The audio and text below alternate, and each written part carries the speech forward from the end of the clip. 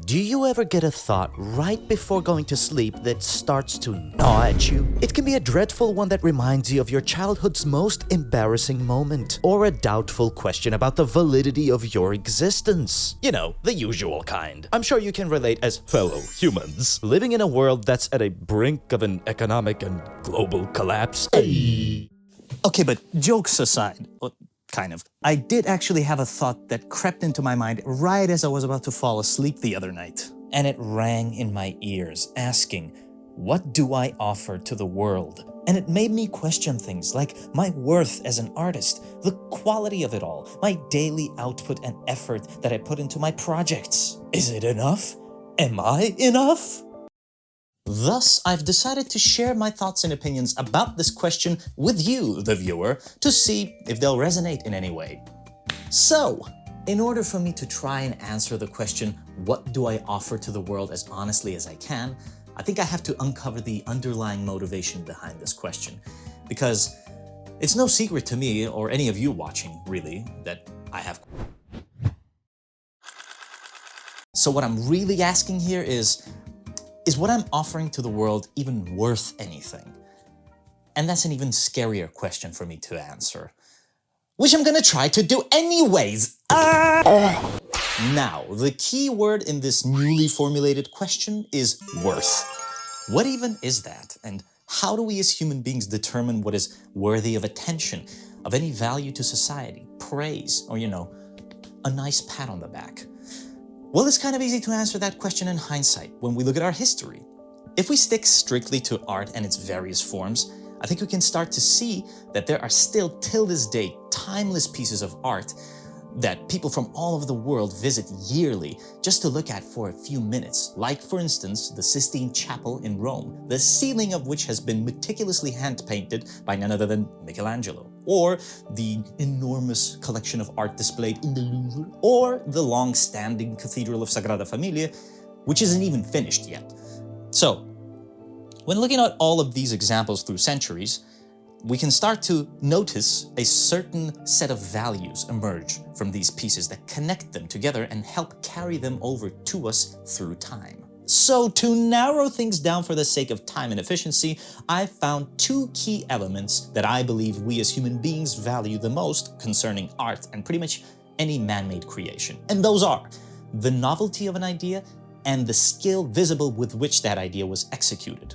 Now wait just a sec. One might argue that not all things that are new should be necessarily considered of great worth. There's value in repetition, tradition, and culture. Certain things that persist through time can be quite valuable to humanity that do not change much. True enough. However, as human beings evolve, so do our ideas of justice, means of survival, and even methods of preservation.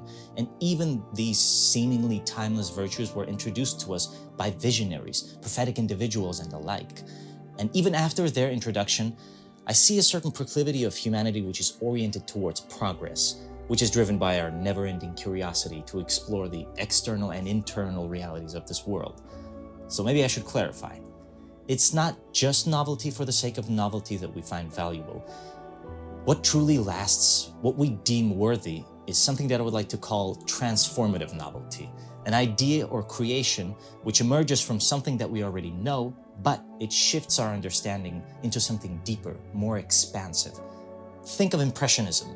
It didn't come out of nowhere. These painters had to learn classical methods and techniques. They mastered realism and they understood the rules, but then they broke them, not to destroy tradition, but to reimagine it. They captured fleeting impressions instead of rigid forms. They painted light instead of outlines. And through that, they transformed what art could be, something momentary, emotional, deeply human.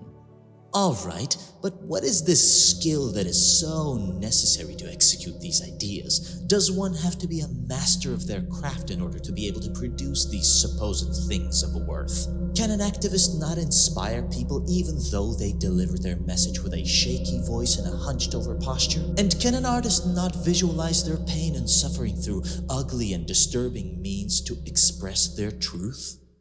Sure, they can. However, I think we're hitting at something important here, which is the intention with which we deliver our ideas and the persistence with which we do so.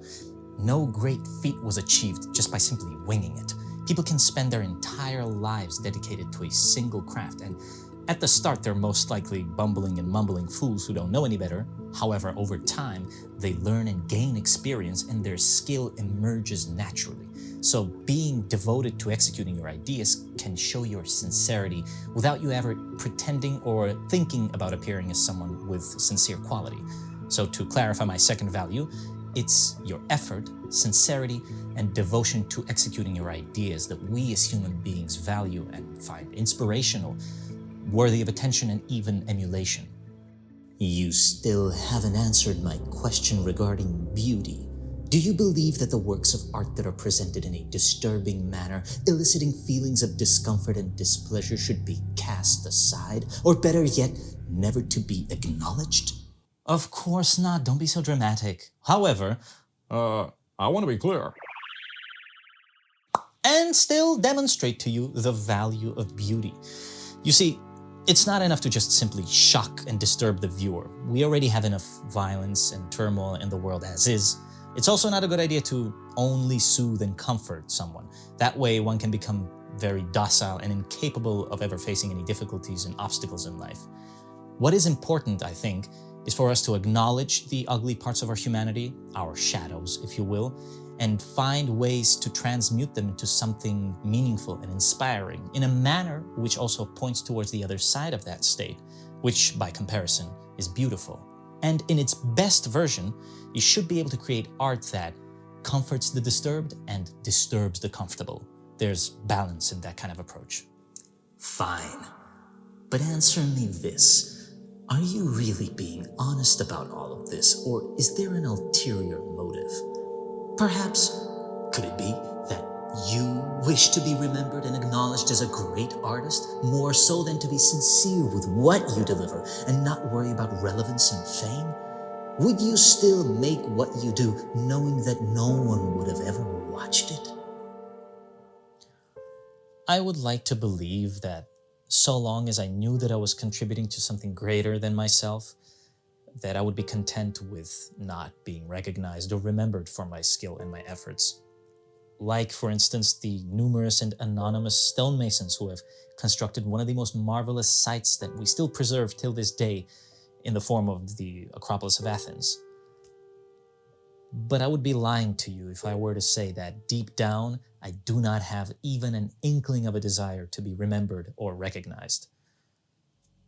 But let me ask you in return, is it inherently bad for somebody to want to be remembered or recognized? Isn't it something that we all crave as children when we look up to our parents for approval? Now, I do think that if one's desire is purely selfish and geared only towards self-aggrandizement, then it can be destructive to not only oneself, but to society at large. To quote a Greek proverb, which ironically has lost its author, society grows great when old men plant trees whose shade they know they will never sit in. Now that's really noble. But if you love to create and you mean to contribute to the world in hopes for someone to someday mention your name with respect, then I don't think it's inherently bad or destructive, so long as you are devoted to your work and your craft, and you don't let that desire overrun your sensibilities and your motivation. So, to answer the question, what do I offer to the world? Well, it's my honest attempt to create something of value to this world, which tries to reflect beauty and horror, complexity of our identity, and simplicity of our nature, and also a mix of intentions, effort, and devotion while creating what I create. If I may, let me quote a mad lad of an artist, Picasso himself. The meaning of life is to find your gift. The purpose of life is to give it away. Now, let me ask you, what do you have to offer? Take your time and feel free to write your thoughts and ideas in the comment section of this ramble of a video. Thank you for sticking it out till the end and watching this video, and I'll see you in the next one.